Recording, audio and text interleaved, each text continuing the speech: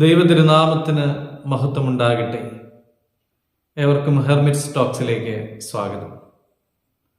ഇത് ഹെർമിറ്റ്സ് ടോക്സിൻ്റെ 783 ദിവസം. പ്രിയമുള്ളവരെ, നമ്മൾ 3 നോമ്പിലേക്ക് പ്രവേശിച്ചിരിക്കുകയാണ്. 3 നോമ്പിൻ്റെ ഇന്നത്തെ പ്രഭാത വായന വിശുദ്ധ മത്തായി എഴുതിയ സുവിശേഷം 7-ാം അധ്യായം 1 മുതൽ 12 വരെയുള്ളതായ തിരുവചന ഭാഗങ്ങളാണ്. ഈ വചനഭാഗത്തിൻ്റെ ആദ്യ ഭാഗത്ത് മറ്റുള്ളവരെ വിധിക്കുന്നതിനെ സംബന്ധിക്കുന്ന കാര്യങ്ങളാണ് പറയുന്നത്. നിങ്ങൾ വിധിക്കപ്പെടാതിരിക്കേണ്ടതിന് വിധിക്കരുത്. നമുക്ക് എന്തുമാത്രം കുറ്റങ്ങളും കുറവുകളുമുണ്ടെങ്കിലും മറ്റുള്ളവരുടെ കുറ്റവും കുറവും കണ്ടെത്തുവാനാണ് നമുക്ക് താല്പര്യം കൂടുതൽ. അങ്ങനെ കുറ്റങ്ങൾ കണ്ടെത്തി അതിയായ ആനന്ദം കണ്ടെത്തുന്നവരും ഉണ്ട്. മറ്റുള്ളവരെ മനസ്സിലാക്കാൻ ശ്രമിക്കരുതെന്നോ അവർ എങ്ങനെയുള്ള ആളുകളെന്ന് ഗ്രഹിക്കരുതെന്നോ ഒന്നുമല്ല, മറ്റുള്ളവരുടെ കുറ്റം കണ്ടെത്തി അവർക്കെതിരായി അവർക്ക് ദോഷം വരുന്ന രീതിയിൽ പ്രവർത്തിക്കരുതെന്നാണ് ദൈവത്തിന്റെ വചനം നമ്മളോട് പറയുന്നത്.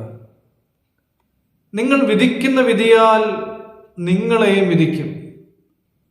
നിങ്ങൾ അളക്കുന്ന അളവിനാൽ നിങ്ങൾക്കും അളന്നു കിട്ടും.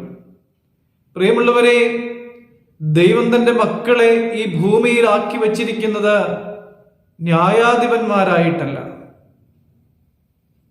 നിങ്ങൾ ഭൂമിയുടെ അറ്റത്തോളം എൻ്റെ സാക്ഷികളാകുമെന്നാണ് അപ്പോസ്തല പ്രവൃത്തികളിൽ നമ്മൾ വായിക്കുന്നത്.